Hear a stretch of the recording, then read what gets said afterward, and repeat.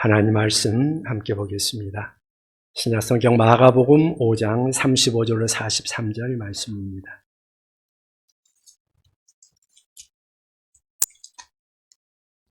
신약성경 마가복음 5장 35절로 43절 말씀.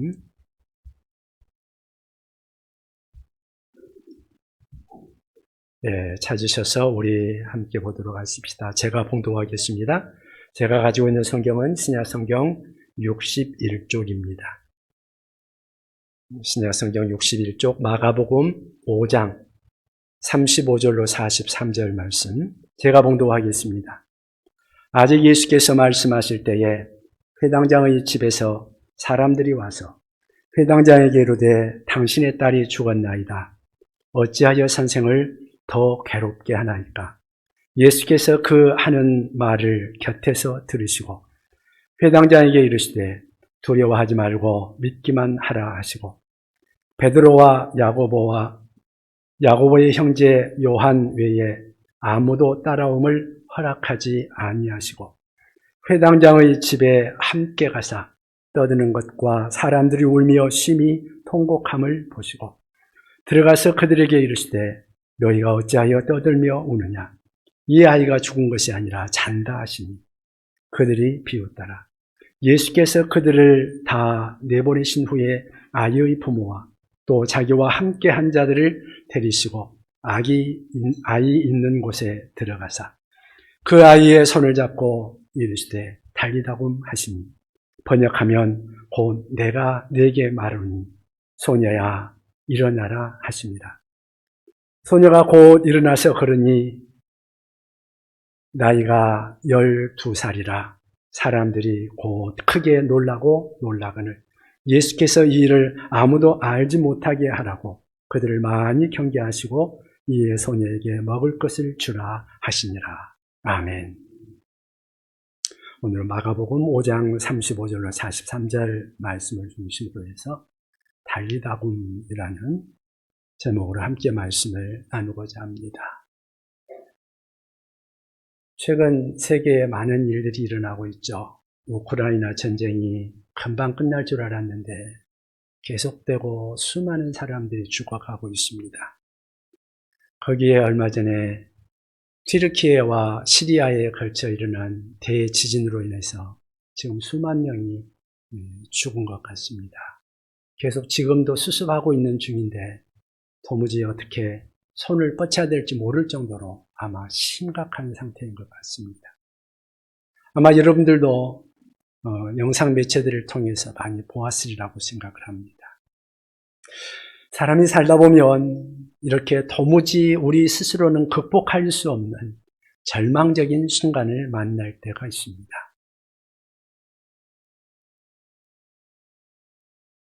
이럴 때 우리 그리스도인은 어떻게 해야 할까? 내가 일상의 삶을 살아가면서도 만날 수 있는 여러 가지 수많은 문제들, 그런데 내가 스스로는 극복할 수 없는 그러한 문제들을 만났을 때 어떻게 해야 될까? 아마 그 대표적인 것이 죽음이 아니겠습니까? 오늘 본문에도 보니까 12살 먹은 소녀가 죽음을 당했고 예수님으로 인해서 다시 살아나는 그 부활에, 이건 부활이라고 말하기보다는 다시 살아났다고 하는 게 맞겠죠.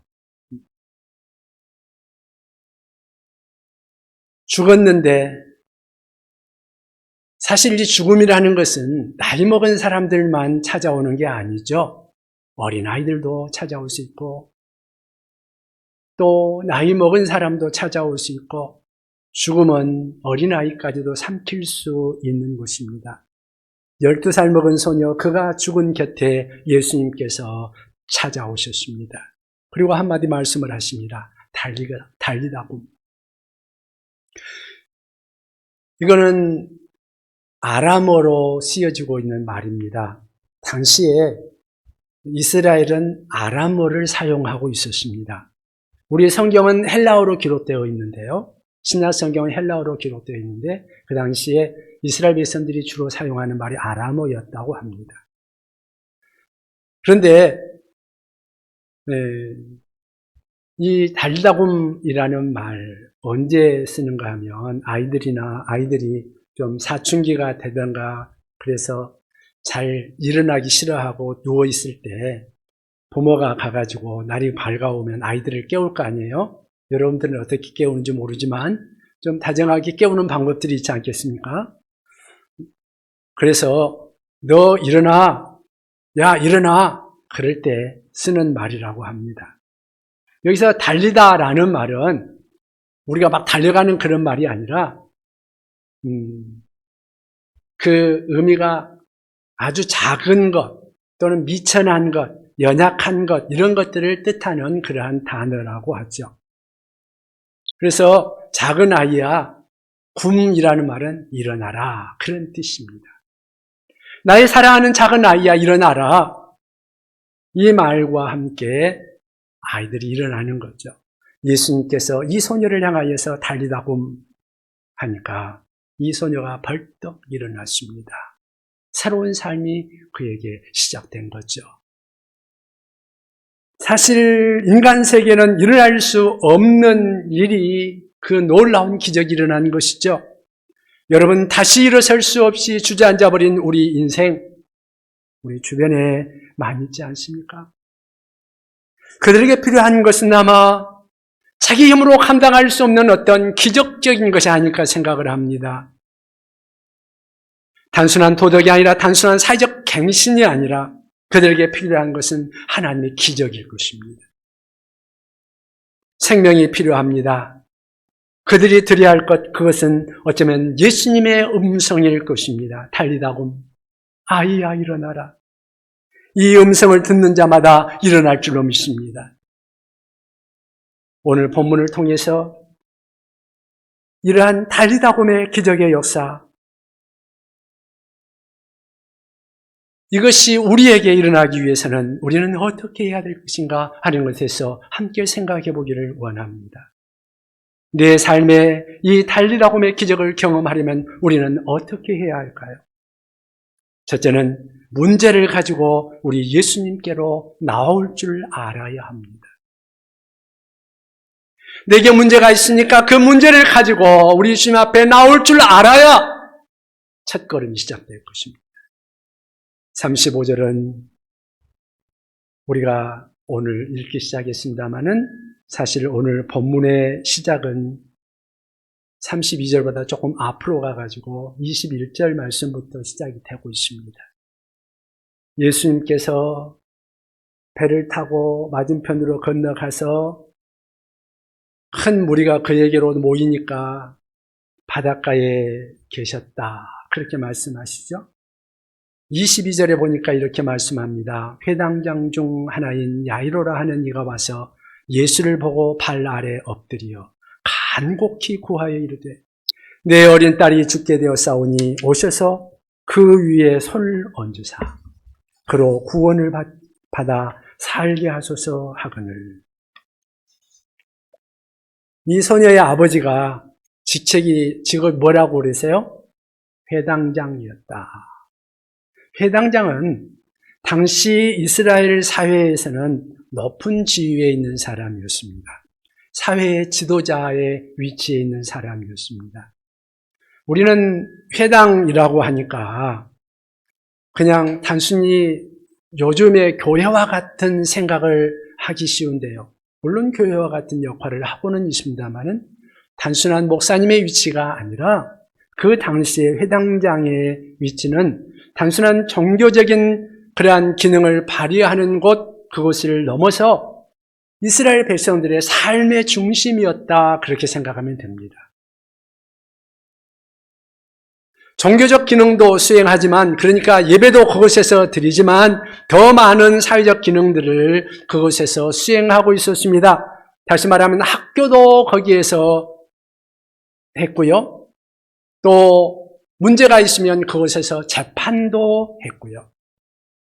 문제를 가지고 나오는 사람들에게 판결을 내리는 재판과 비슷한 역할까지 이 회당장이 겸하고 있었다는 말입니다. 그래서 회당장에게는 사회적인 명예가 있었고 사회적인 존경이 따르고 있었습니다. 그래서 회당마다 적어도 한 10명쯤의 관리들이 배치되어 있었고 그리고 큰 경우에는, 회당이 큰 경우에는 회당장이 한 3사람씩 배치되기도 했다고 합니다. 자, 이런 정도의 신분을 가지고 있는 사람, 이런 위치에 있는 사람이 예수님을 찾는 것은 쉽지 않았을 것입니다. 종교적인 지도자였고 많은 그 사회의 중심이 되고 있는 그런 위치에 있는 존경받는 지도자. 그런 사람이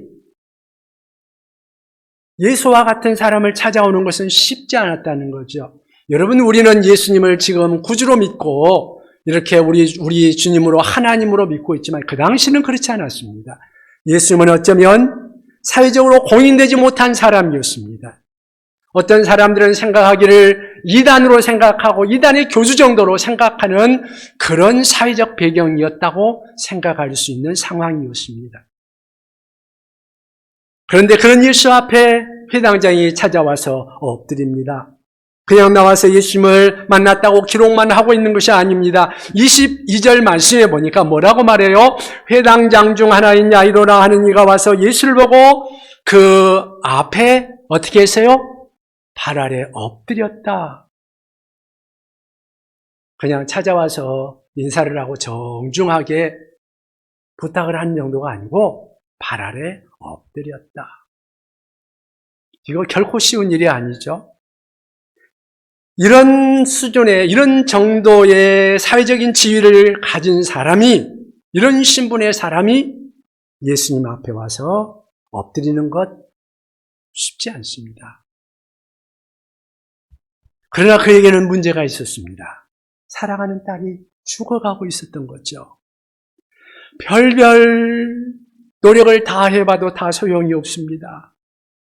아무리 해도 이 아이를 살릴 길이 없습니다. 이제 마지막 희망, 마지막 소망, 그것은 예수님께 나오는 길밖에 없었습니다. 그래서 마지막 소망을 걸고 우리 예수님께 엎드린 것입니다.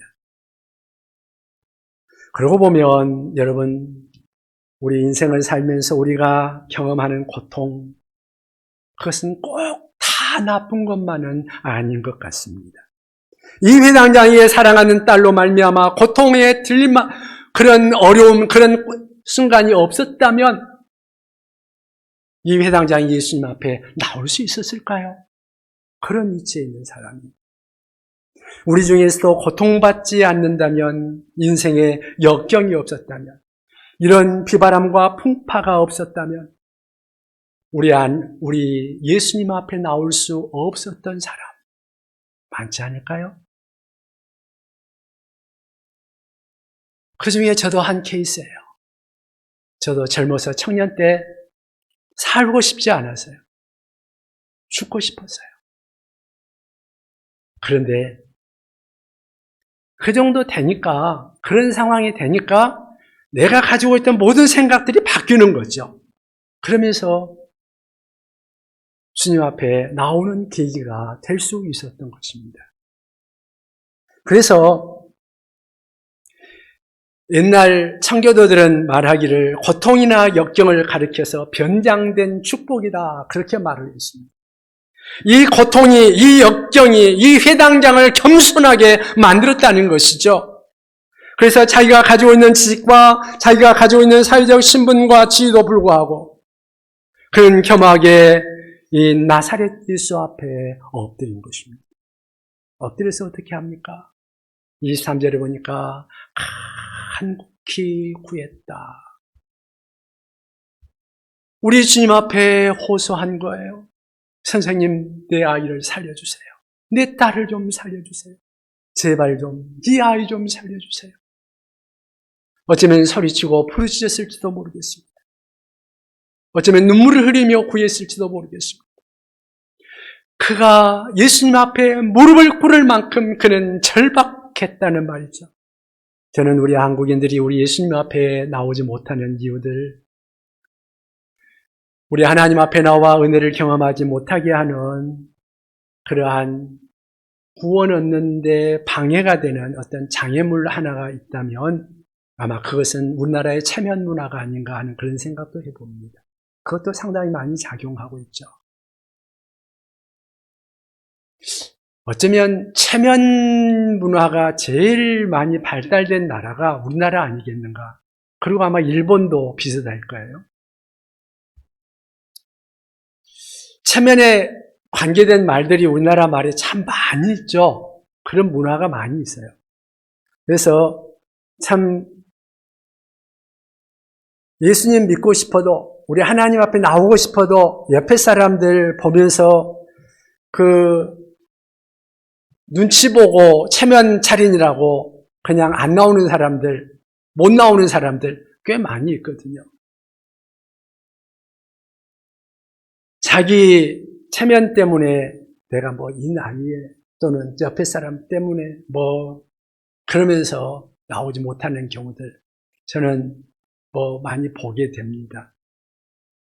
우리 한국말 가운데 특별히 이 체면과 관련된, 얼굴과 관련된 그러한 단어들이 많이 발달되어 있죠. 이 체면이라는 말, 면이라는 말, 얼굴이라는 말, 이런 말이 쉽게 여러 가지 말을 우리가 한번 생각을 해보면, 별 낯이 없습니다. 그런 말들. 면목이 없습니다. 차마 얼굴을 들 수가 없네요. 하는 말들. 그 사람 얼굴 한번 두껍다. 그런 말들. 그 사람 얼굴이면 통하지 않는 데가 없다. 그런 말들. 내 얼굴에 억지를 하지 말아요. 하는 말들. 선생님, 제 얼굴을 봐서라도 조금 해결해 주십시오. 좀 봐주십시오. 그런 말들. 이 얼굴에 대한 그런 말들이 우리가 흔히 많이 사용하는 단어들 아니에요? 사람들은 이런 체면 때문에 좋은 일들도 많이 있지만 때로는 인생의 절박한 문제를 안고 있어도, 그리고 해결할 수 없는 어떤 인생의 딜레마를 안고 있으면서도 주님 앞에 나오지 못하는 경우들이 많이 있습니다. 여러분들의 절망은 무엇입니까? 여러분들의 딜레마는 무엇입니까? 내가 가지고 있는 갈등, 내가 가지고 있는 고통, 그 고민은, 그 문제는 과연 무엇입니까? 내 인생 속에 주님의 부활의 능력, 부활의 소망의 능력을 체험하기를 원하신다면 오늘 우리 주님 앞에 달리다고 하며 소녀를 일으킨 그 주님 앞에 엎드려 보지 않겠습니까? 내 인생의 마지막 희망, 최후의 희망을 걸고 주님 앞에 엎드려 보시기 바랍니다. 그때부터 부활의 기적은 시작될 줄로 믿습니다. 여러분, 내 인생 속에 우리 주님의 능력, 달리다곰의 을한 기적, 그것이 필요합니까? 먼저 주님 앞에 나올 수 있어야 됩니다. 그리고 그 주님 앞에 엎드릴 수 있기를 바랍니다. 그때 이 기적은 시작될 줄로 믿습니다. 두 번째, 우리가 이 달리다곰의 기적을 체험하기를 원한다면 어떻게 해야 되는가? 두 번째는 아직 문제가 해결되지 않았어도 우리 예수님과 함께 걸어가야 한다는 것입니다. 주님 앞에 나왔지만 여전히 문제가 해결되지 않았어요. 그렇지만 한번 나왔으면 끝까지 주님과 함께 걸어갈 수 있어야 된다는 말이죠.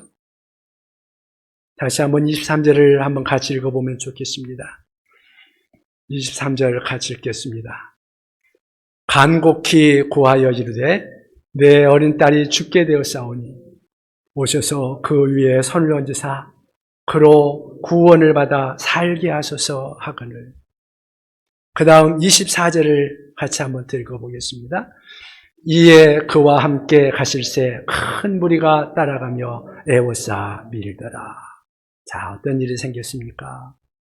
예수님께 와가지고 선생님 살려주세요 엎드려서 구하니까 예수님이 응답하십니다.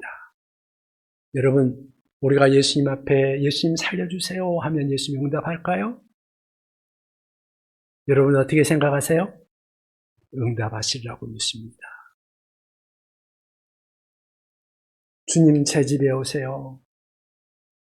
그렇게 우리 주님을 초청하면 우리 주님은 우리 집에 오실 줄로 믿습니다. 그런데 내가 가지고 있는 이 문제와 갈등, 그리고 그 불안에도 불구하고 왜 우리가 예수님을 내 삶에, 우리의 가정에 왜 초청하지 못합니까? 초청하면 예수님이 가시잖아요. 초청하면 우리 예수님께서 나에게 오시고, 초청하면 우리 주님께서 우리 집에 찾아오시잖아요. 오늘 이 말씀에 그와 함께 가실새, 누가 그와 함께 갔다고 말하고 있어요? 예수님이 그와 함께 가셨다.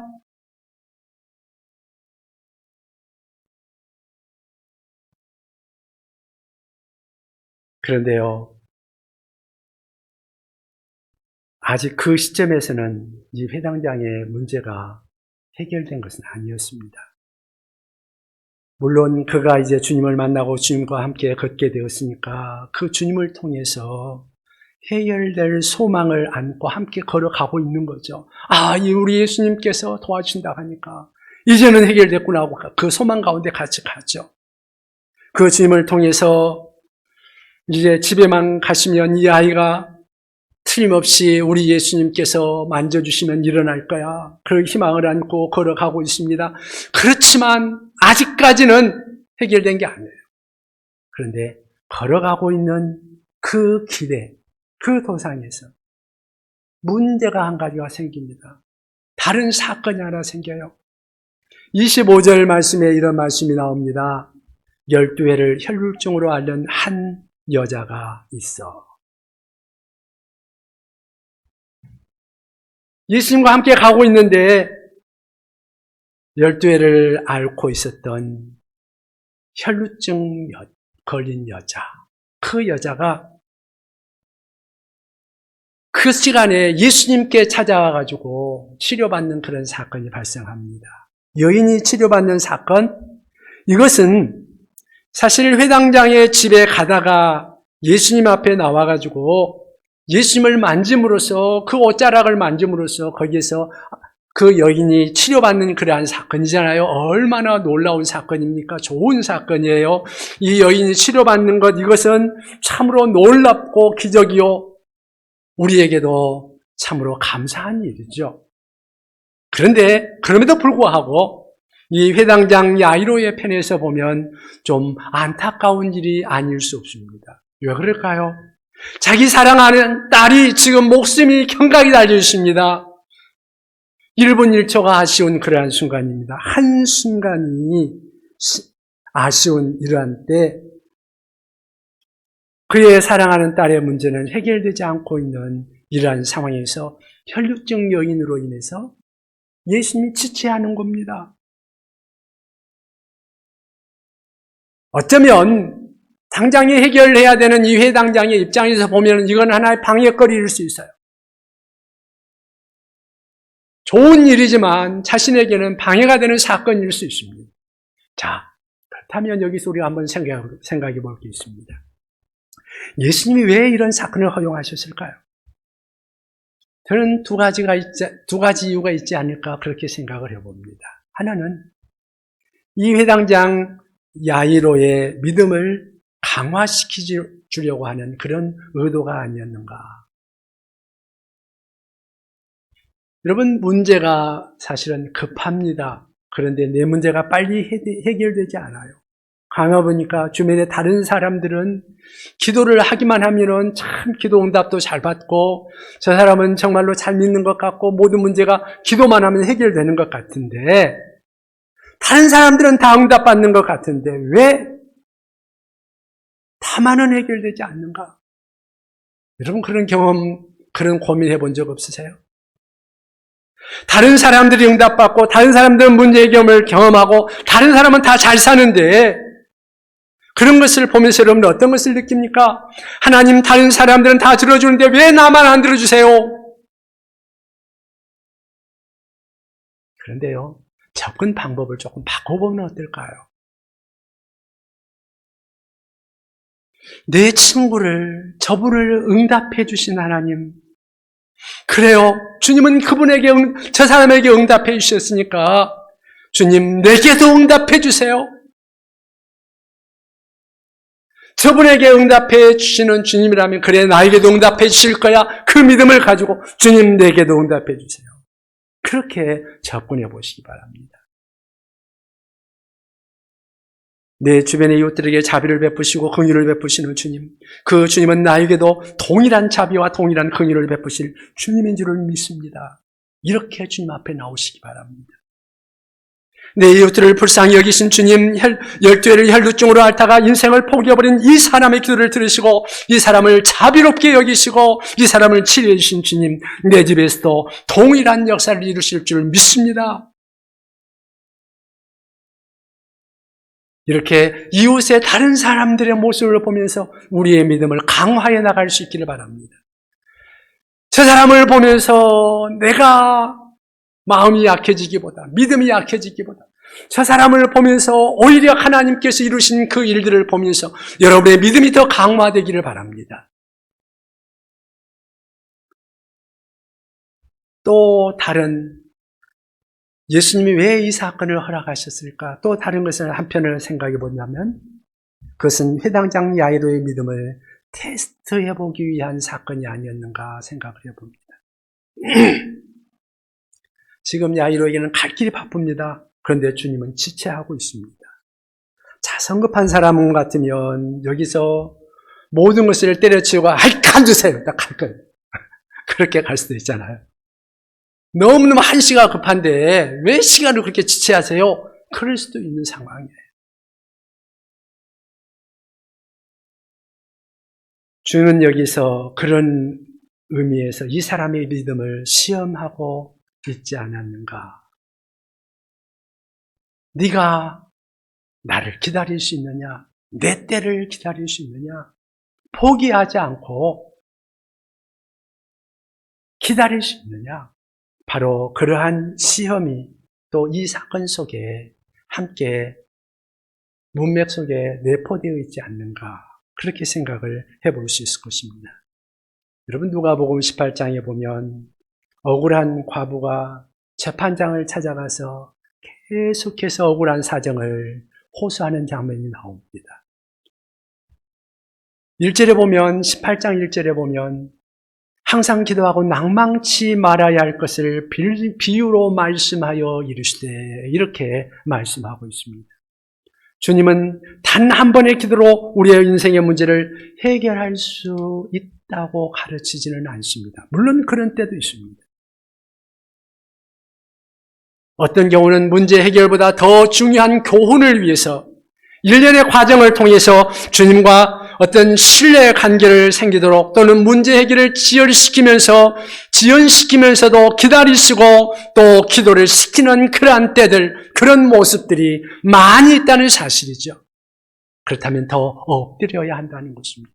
더 기다리셔야 한다는 것입니다. 항상 기도하고 낭망치 말아야 한다는 것입니다. 포기하지 마라, 더 엎드려라, 더 기도하라. 어쩌면 주님의 음성일 수 있다는 것입니다. 구하라 그러면 주실 것이요, 찾으라 찾을 것이요, 문을 두드리라 그러면 너희에게 열릴 것이라고 말씀하십니다. 그런데 여기서 구하라, 그 말은요, 한 번만 구하라는 그런 말이 아닙니다. 본래의 뜻은요, 계속해서 구하라는 말입니다. 다시 말하면 우리말에는 이것이 그 단어의 의미가 정확하게 번역되지 않는 언어적인 표현의 차이가 있습니다. 여기는 이 말은 지금 구하고 계속해서 구하라는 그런 의미예요. 그런 단어예요. 우리말에는 그렇게 표현하려면 말이 길어지니까 구하라 그렇게 표현하고 있는 거예요. 계속 구하라, 계속 찾으라, 계속 두드려라, 그런 의미라는 말이에요.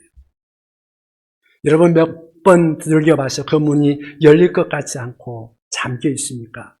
닫혀진 문 앞에 인생을 절망하고 포기하고 싶은 분이 계십니까? 그렇다면 더 두드리십시오. 아직 포기할 때가 아니라는 거죠. 우리 주님이 계시는데요. 더 구하고 더 찾고 더 두드리십시오. 그러면 마침내 열릴 줄 믿습니다. 아직 문제가 해결되지 않아도 주님이 내 곁에 계신다면 절망의 때는 아닙니다. 계속 두드릴 수 있습니다. 오늘 말씀은 우리에게 그렇게 말씀하시는 것입니다. 아직 문제가 해결되지 않았어도 주님만 내 곁에 계신다면 염려하지 마라. 계속 구하라. 포기하지 마라. 문제 해결되지 않았어도 우리 주님 곁에 계속 머물러라. 여러분, 그런 신앙을 가지시기 바랍니다. 여러분, 우리가 탈리다곰의 그런 기적을 해결하기 위해서는 또 어떻게 해야 될까요? 세 번째는 최악의 절망 속에서도 예수님을 믿으셔야 한다는 것입니다. 최악의 절망 속에서도 예수님을 믿어야 한다. 오늘 본문에 이렇게 시작합니다. 35절을 우리 다 같이 한번 읽어보겠습니다. 아직 예수께서 말씀하실 때에 회당장의 집에서 사람들이 와서 회당장에게 이르시되 당신의 딸이 죽었나이다. 어찌하여 선생을 더 괴롭게 하나이까? 예, 사람들이 집에 왔어요. 아마 가족들하고 하인들이 왔을지 모르겠습니다. 당신의 딸이 죽었습니다. 이제 상황은 끝났습니다. 희망은 사라진 것입니다. 이것은 철저한 절망의 보고죠. 회당장 집에서 이미 장례 준비가 시작되었을 것입니다. 우리 38절 이하에 보면 장례식 광경을 보여주는데 그 집의 모습을 들여다볼 수 있는 장면이 나오죠. 회당장의 집에 함께 가서 떠드는 것과 사람들이 울며 심히 통곡함을 보시고, 또 39절 말씀에 보면 뭐라고 말씀하십니까? 39절을 다 같이 읽어볼까요? 들어가서 그들에게 이르시되 너희가 어찌하여 떠들며 우느냐? 이 아이가 죽는 것이 아니라 잔다. 시끄럽고 복잡하게 사람들이 혼란되어 있습니다. 어쩔 줄을 몰라 하고 있습니다. 통곡 소리가 들리고 있습니다. 그러나 이 절망의 한복판에서 예수님은 회당장에게 뭐라고 말씀하십니까? 우리 36절을 말씀해 보면 이렇게 말씀합니다. 함께 36절을 읽어보십시다. 예수께서 그가 하는 말을 곁에서 들으시고 회당장에게 이르시되 두려워하지 말고 믿기만 하라 하시고, 네, 이 절망의 상황 한복판에서 우리 주님은 이렇게 말씀하십니다. 두려워하지 마라. 믿기만 하라. 두려워하지 말고 믿기만 하라. 여러분 한번 따라서 해보십시다. 두려워하지 마라. 믿기만 하라. 우리 주님 앞에서 여러분이 우리 주님을 믿는다면 두려워하지 말고 주님을 믿을 수 있기를 바랍니다. 여기 이 말씀도 현재 시제를 사용하고 있습니다. 무슨 말이냐? 두려워하지 말고 믿기만 하라는 말이 그냥 그 순간만 말하는 것이 아니라 계속 두려워하지 말고 계속 믿어라, 그런 뜻이에요. 현재 명령형의 단어가 사용되고 있습니다. 두려워하지 말아라. 계속 믿어라. 우리 주님이 우리들에게 이렇게 말씀해 주고 있는 것입니다. 상황 끝이 아니에요. 죽었다고 말을 해도 우리 주님이 끝이 아니라고 말하고 있는 거예요. 절망이 아니라고 그러는 거예요. 주님에게는 아직도 절망이 아니었던 것입니다. 계속 믿어라. 이 순간에도 계속해서 믿음을 저버리지 않고 끝까지 믿으라고 말씀하고 있습니다. 그러면 우리 주님 안에서 기적이 일어날 수 있다. 그리고 기적이 일어났습니다. 인생을 살면서 우리가 경험하는 최후의 절망, 마지막 절망은 아마 죽음일 것입니다. 죽음은 모든 사람을 삼킵니다. 어린아이도 노인도 상관하지 않습니다. 그 확률은 100%입니다. 아무도 죽지 않을 수 있는 사람은 없습니다. 그러나 이 죄악의 절망 속에서도 주님은 우리에게 굳건한 믿음을 요구하십니다. 예수님께서 친구 나사로를 무덤에서 불러내십니다. 그때 예수님이 뭐라고 말씀하십니까? 나는 부활이요 생명이니 나를 믿는 자는 죽어도 살겠고 무릇 살아서 나를 믿는 자는 영원히 죽지 아니하리라. 죽음 그것이 끝이 아니라고 말합니다. 예수님께서 그 말씀하시면서 마르다한테 뭐라고 말합니까? 네가 이것을 믿느냐고 물어봅니다. 내가 믿으면 하나님의 영광을 보리라. 이 죄악의 절망 속에서도 우리 주님을 믿으면 주님을 통해서 하나님의 영광을 보게 될 것입니다. 이것이 우리 주님께서 우리들에게 이루신 그러한 일들을 통해서 우리가 그 믿음을 굳건하게 붙들고 서도록 하기 위해서 그러는 거죠. 소녀에게 달리다움 하시니 위대한 기적이 일어났습니다. 여러분, 육체적인 사망에 못지않고 우리가 육체적인 죽음보다도 더 절망적인 사건이 있다면 아마 영원한 사망일 것입니다. 사람은 육체적인 절망을 두려워하고 고민하지만 사실은 영적인 사망에 대해서는 너무너무 무지해요. 그런데 여러분들은 영적인 사망을 어떻게 생각하십니까? 하나님과의 관계가 단절된 때 이렇게 살아가다가 영원한 사망에 이르는 경우, 그건 우리에게 영원한 절망일 것입니다. 영적인 사망, 이 사망에 대한 하나님의 대답은 무엇입니까? 우리가 하나님과 죄로 인하여서 단절되었고, 그래서 그 죄 때문에 우리 하나님의 생명으로부터 우리는 단절되었고, 그리고 영원한 사망이 왔다는 것이죠. 그런데 우리가 죄 때문에 죽어버린 우리의 인생, 하나님과의 단절된 영적인 사망, 이것으로부터 우리를 건져주기 위해서 우리 하나님께서 우리를 너무너무 사랑하고 너무 아껴서 우리를 구원할 길을 찾으시잖아요. 그래서 하나님의 아들, 그 하나밖에 없는 아들 예수 그리스도가 하늘 보좌를 버리시고 우리에게 찾아오셨습니다. 그리고 우리 죄를 담당하시고 하나님과 우리 사이에 죄의 문제를 해결해 주셨습니다. 십자가에서 우리의 죄를 담당하고 죽으심으로 하나님과 우리 사이에 중보자가 되어주셨습니다. 예수님께서 우리를 위해 보배 피를 흘리시는 그 순간 우리의 죄가 그 안에서 함께 용서함을 받고 주님 앞에 나갈 수 있게 된 것입니다.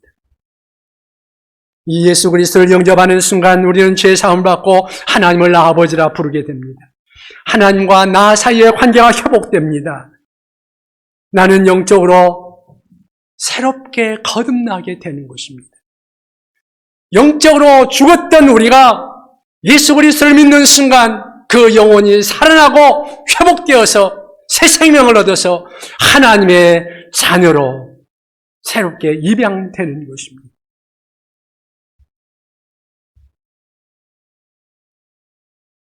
우리는 이 예수를 믿을 때 새로운 생명이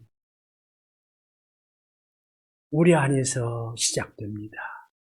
육체적으로 구원받은 사람, 이 회당장 야이로의 딸도 사실은 죽었습니다.